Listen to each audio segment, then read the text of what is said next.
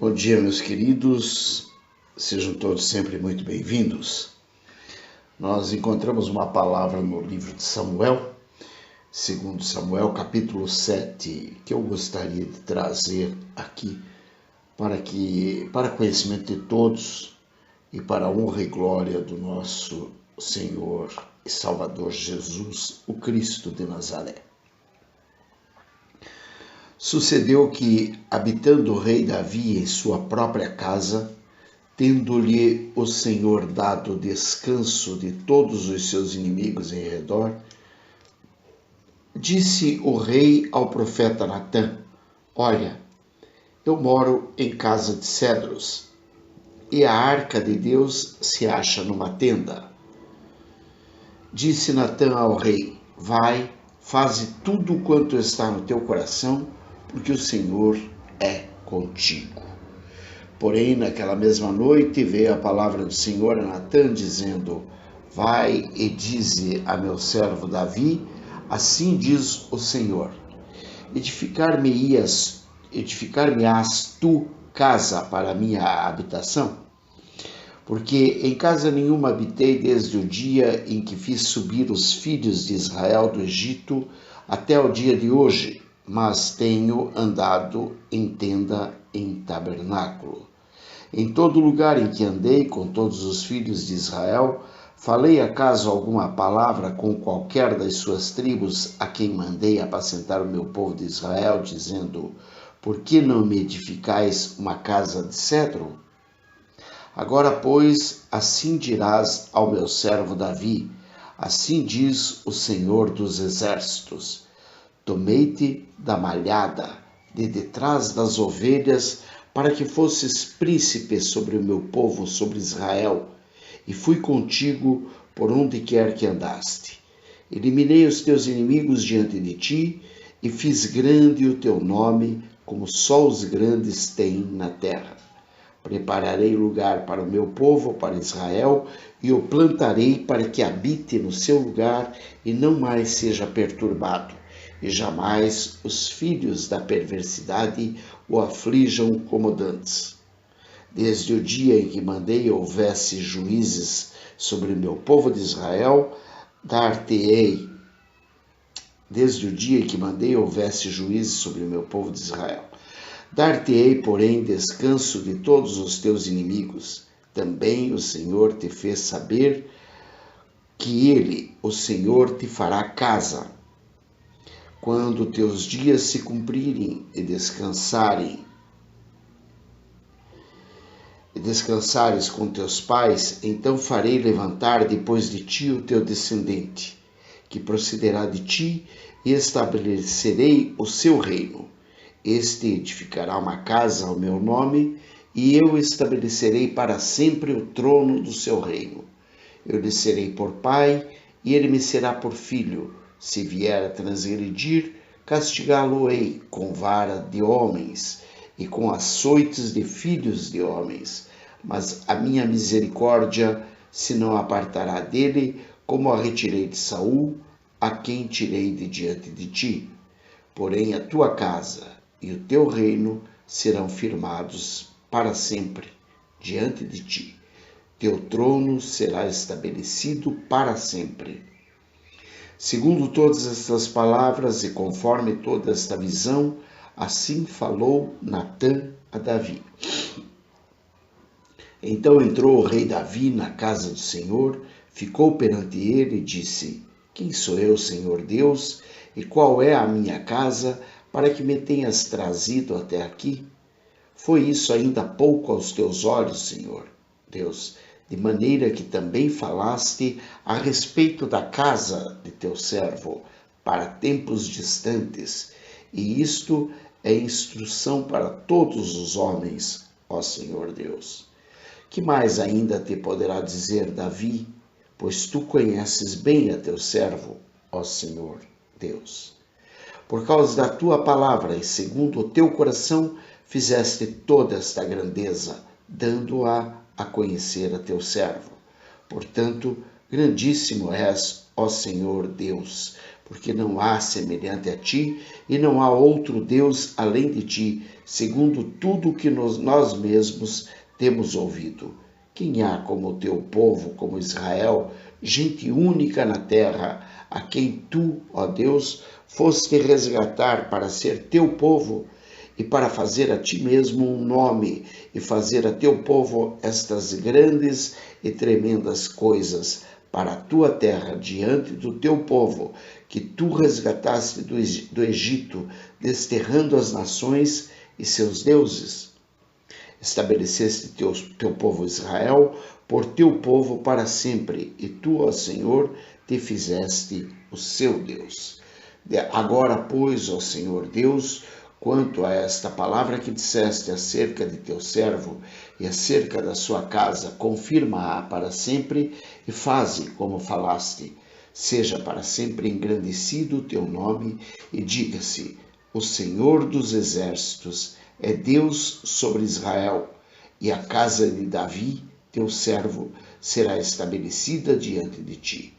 Pois tu, ó Senhor dos exércitos, Deus de Israel, fizeste ao teu servo esta revelação, dizendo: edificar-te-ei casa. Por isso o teu servo se animou para fazer-te esta oração. Agora, pois, ó Senhor Deus, tu mesmo és Deus, e as tuas palavras são verdade, e tens prometido a teu servo este bem. Sê, pois, agora servido de abençoar a casa do teu servo, a fim de permanecer para sempre diante de ti, pois tu, ó Senhor Deus, o disseste, e com a tua bênção será para sempre bendita a casa do teu servo. Bendito e louvado seja sempre o nome do Senhor. Então nós vimos aqui uma conversa de Davi com Deus, uma conversa maravilhosa, porque é uma oração e ao mesmo tempo uma resposta de oração e ao mesmo tempo uma bênção, uma promessa de bênção, uma bênção sem igual. Porque Deus olha para Davi e lhe diz que vai abençoar a casa de Davi mais e mais. Davi já estava sendo abençoado havia muito tempo, uma vez que Davi tinha paz com seus inimigos, em primeiro lugar, apesar de que Davi também era um homem de guerra. Mas, de qualquer forma, Deus estava dando paz a Davi, juntamente com seus inimigos, para que Davi pudesse reinar em paz. Muito bem.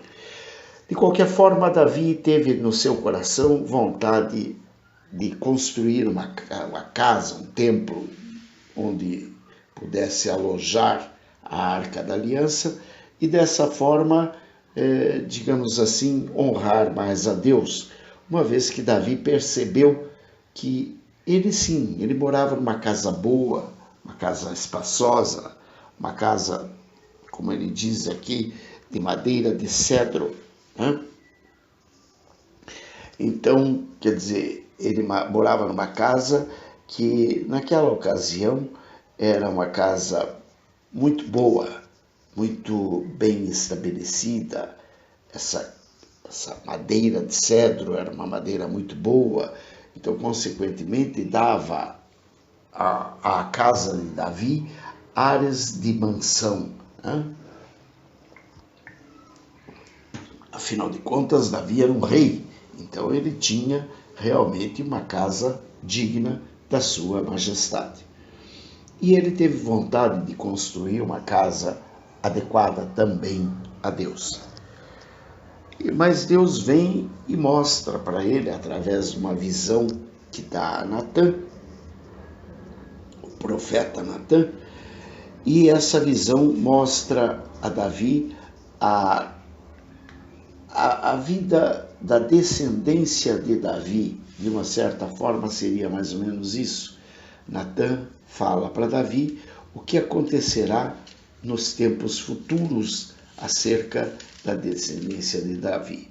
Ou seja, desde que os filhos de Davi, né, a descendência de Davi, andasse de acordo com o que Deus quisesse, seria estabelecido um trono, e um trono grandioso, um trono como jamais houve.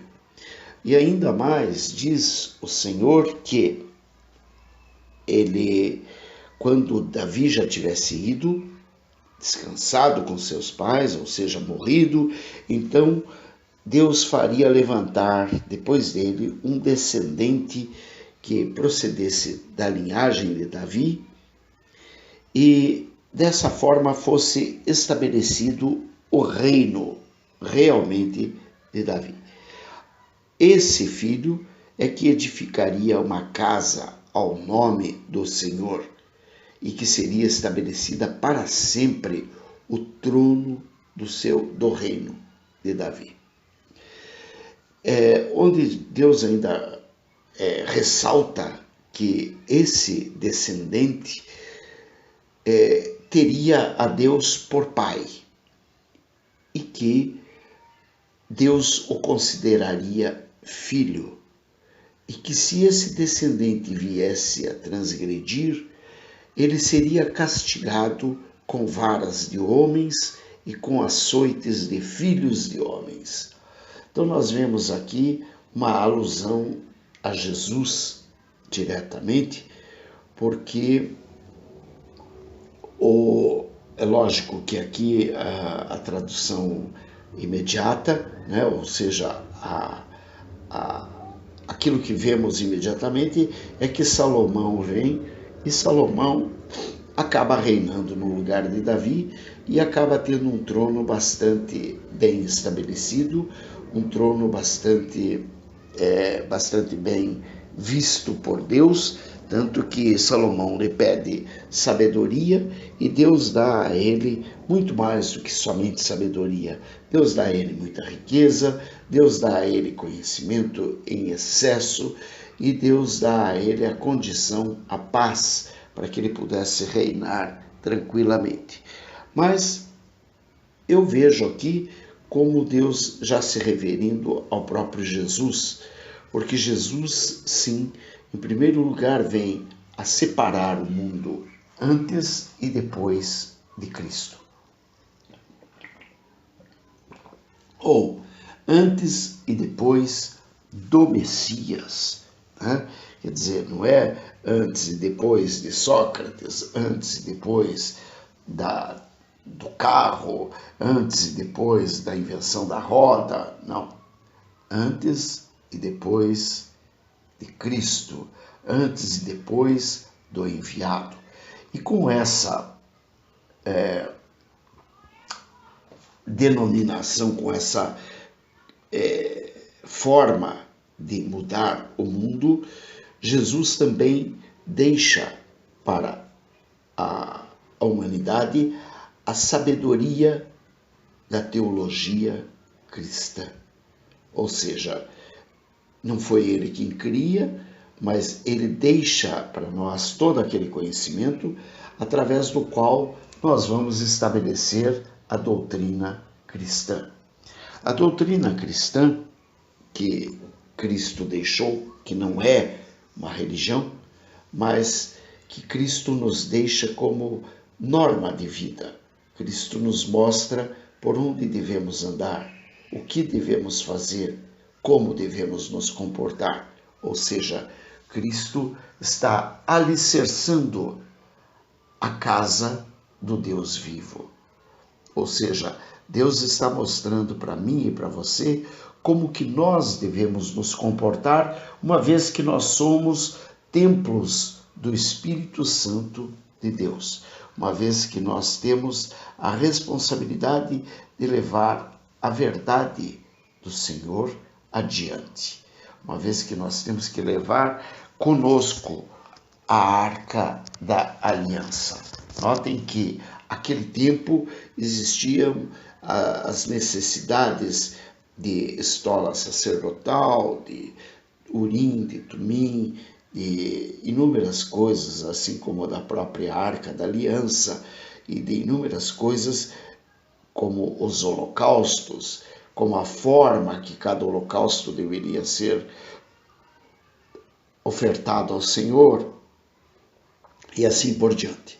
E aqui nós percebemos como é que nós temos que cuidar da casa que é do Deus vivo, a casa em que habita o Espírito Santo de Deus, ou seja, a casa através da qual a obra se fará perante os homens, porque a obra tem que ser feita a partir do homem para o homem, para que os homens possam começar a entender um pouquinho mais do que seja a obra de Deus. Porque até então fica muito distante aquela coisa, Deus no céu e eu na terra. Ora, vejam a distância que há entre o céu e a terra e verão o quanto nós, digamos, acreditamos em Deus. Porque verdadeiramente Deus não está nos céus e nós na terra. Deus está em tudo, em todas as coisas, em todos os lugares, mas principalmente e fundamentalmente em nossos corações. Agora vamos ver que tipo de casa nós temos ofertado ao Senhor. Uma casa com ganância, uma casa com malícia, uma casa com maldade, uma casa com estultícia, uma casa com roubo, uma casa com drogas, uma casa com bebida, uma casa com corrupção, uma casa com prostituição, uma casa com maldades sem fim, uma casa onde nós estamos constantemente pensando em como derrubar o próximo. Vemos aí muitas crianças brincando, crianças e jovens, nem tão crianças assim, brincando de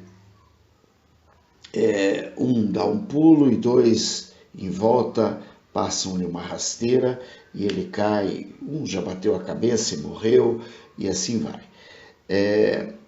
Vejam, é claro, acaba sendo uma brincadeira, sim, uma brincadeira de mau gosto, uma brincadeira que aparentemente não vai levar ninguém a nada e nem a lugar algum, mas que é exatamente o que está acontecendo. Essa é a casa que nós estamos ofertando ao nosso Deus. Uma casa cheia de cupins, uma casa toda suja, uma casa desorganizada, uma casa onde nós não temos sequer o bom senso de mantê-la limpa, arejada. Uma casa onde nós fazemos questão de trancar portas e janelas para que o sol não entre. Ou seja, nós estamos em depressão, em angústia. Por quê? Porque nós nos trancamos dentro dos nossos medos, dos nossos traumas e não permitimos que Deus venha a imperar, que Deus venha a morar efetivamente dentro dessa casa. Ele, na verdade, como diz a palavra, eis que estou à porta e bato. Se alguém ouvir a minha voz e abrir a porta, entrarei em sua casa e cearei com ele e ele comigo. Apocalipse 3:20. Ou seja, ele de fato está batendo e pedindo: meu filho, me deixa entrar, eu quero tomar um café contigo, eu quero jantar contigo, eu quero almoçar contigo, eu quero te dar a saborear as delícias da sabedoria, a conhecer aquilo que ninguém conhece, a te dar a revelação acerca do que há de vir, acerca do porquê isto, aquilo ou aquilo outro aconteceu. Mas nós não permitimos a entrada do Senhor na nossa casa. Ao contrário disso, nós fechamos as portas, fechamos nossos rostos, tirando dele o sorriso e colocando aquele olhar perdido, aquele olhar de quem não está vendo absolutamente nada à sua frente, nem uma perspectiva de bons dias. Ora, Minha gente, Deus tem muito a nos dar. Juntamente com tudo o que Ele nos tem a dar, é claro que Ele vai ter que nos testar, Ele vai ter que nos castigar, Ele vai ter que nos corrigir, ainda que seja com varas de homens e com açoites de filhos de homens, ou seja, com as mesmas coisas as quais tememos. Ou seja, nós poderemos ser assaltados? É claro que sim. Nós poderemos sofrer um acidente? Naturalmente que sim. Nós poderemos vir a enfrentar uma doença séria? Óbvio que sim. Tudo isso não passa de correção com a qual o Senhor nos vem corrigindo, nos vem instruindo sobre as formas como podemos e devemos andar daqui para frente. Tem muita gente que ainda não entendeu e que ainda está reclamando a Deus: por que Deus permitiu que acontecesse isso comigo? Por que Deus não arranca essa maldade de mim? Ignorando que o próprio Jesus, o Cristo de Nazaré, quando estava para ser levado, ele ora e pede a Deus que lhe dê, que caso seja possível, aquilo seja afastado de sua vida, de seus lábios, mas que se não fosse possível, então que ele pudesse, enfim, ao menos entender aquilo. Quer dizer, ele não queria que Deus fizesse a sua vontade, senão a vontade do próprio Deus, para que ele pudesse, enfim, entender o que é que estava acontecendo. Diz isso lá no livro de Mateus, capítulo 26, versículo 41, por exemplo, nós vamos ler aqui: vigiai e orai para que não entres em tentação. O espírito, na verdade, está pronto, mas a carne é fraca. Tornando a retirar-se, orou de novo, dizendo: meu Pai, se não é possível passar de mim este cálice, sem que eu o beba, faça-se a tua vontade. Ou seja, 41 e 42 do capítulo 26 do livro de Mateus. Ou seja, faça-se a tua vontade, Senhor. Apenas permita que eu tenha a sabedoria, o entendimento, para que eu possa, com isto, realmente aprender e ver onde é que eu estou errando e o que é que eu tenho que corrigir. Porque é muito fácil pedir a Deus que tire do nosso caminho tudo aquilo que não nos satisfaz.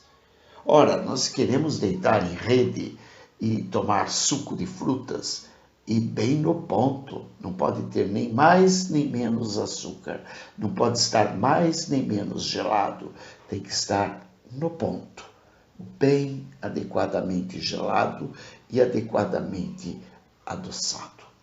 Ora, minha gente, vez ou outra, podemos pegar uma fruta menos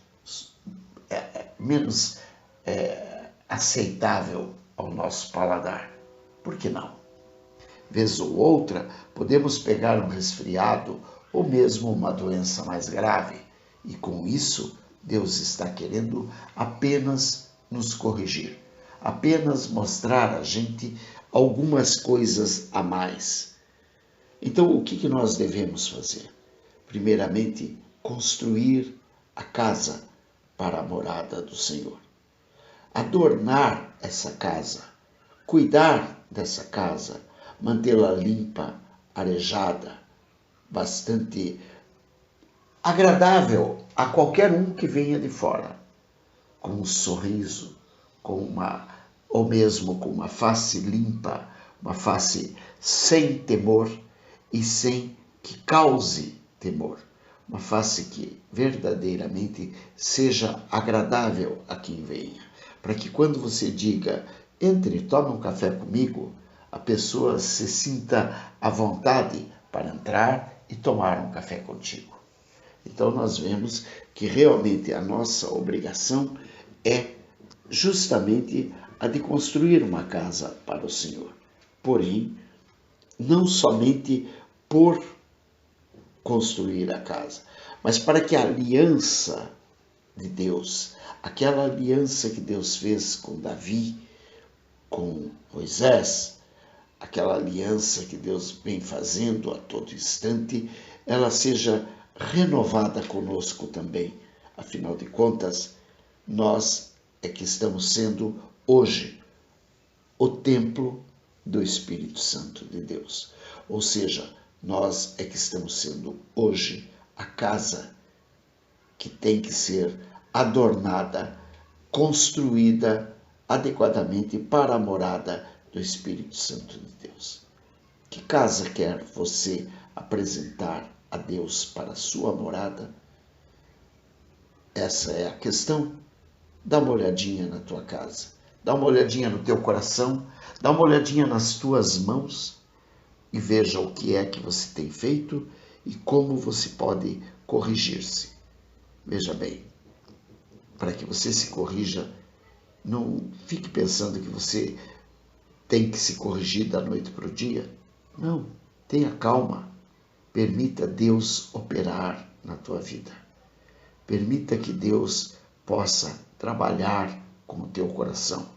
Permita que Deus possa moldar o teu rosto, para que você tenha um belo sorriso, para que você possa agradar e ser agradado dos outros, ou seja, para que você possa estar bem junto com os outros, independente de quem sejam.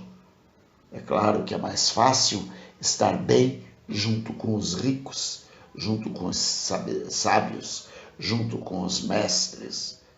Só que nós já temos visto, justamente pelo nosso STF, pela Câmara dos Deputados, pelas Assembleias Legislativas, pelo Senado Federal, que juntamente com esses não vale a pena estar. Só tem ladrão lá. Só tem ladrão, vagabundo, safado, sem vergonha. Então não vale a pena estar. Nós temos que estar com as pessoas de bem. Nós temos que nos voltar para aqueles a quem realmente agradam a Deus com o seu coração, com o seu proceder. E é dessa forma que nós temos que caminhar. Que Deus te abençoe, proteja, guarde, lave, restaure, em nome de Jesus. Esta é a minha oração para ti, que Ele te abençoe, que Ele te proteja, que Ele te guarde, que Ele te limpe, que Ele te livre de todo mal e que Ele te mostre os caminhos pelos quais você deve andar, em nome de Jesus, para efetivamente construir a morada do Deus Altíssimo na tua vida. Que Deus te abençoe hoje e sempre, meu amado irmão, e que Deus te abençoe, minha amada irmã, em nome de Jesus. Beijos. Bye. Fui.